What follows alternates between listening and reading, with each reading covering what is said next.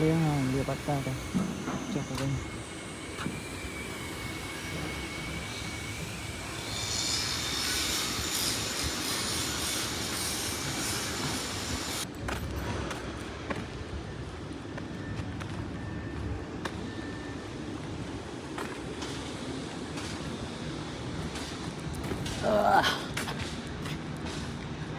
liêng ở bên tiền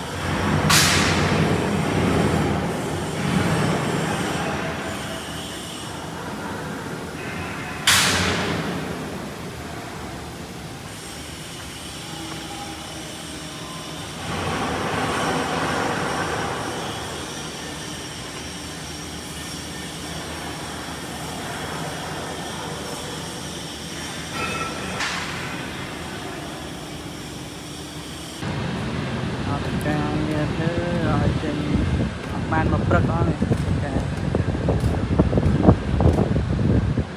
trên được kia hả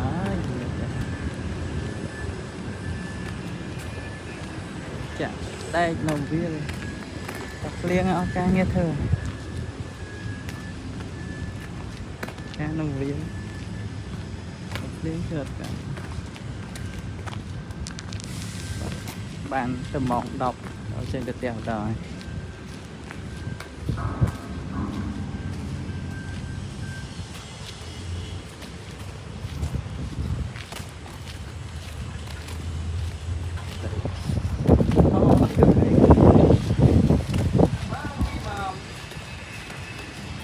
man pi mong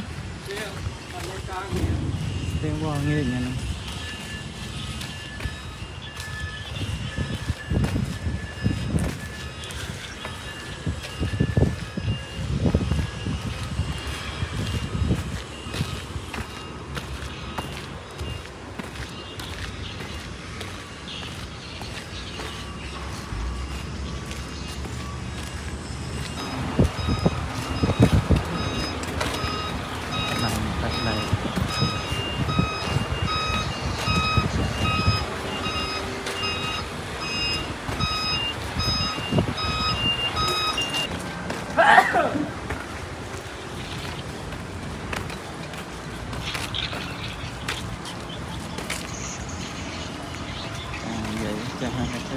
vậy ta con nó hơi can thôi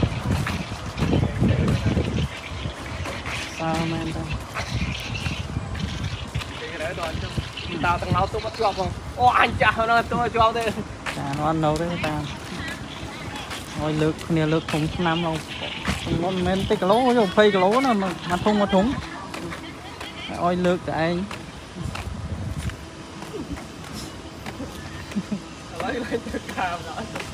ô bồn tật chơi nha này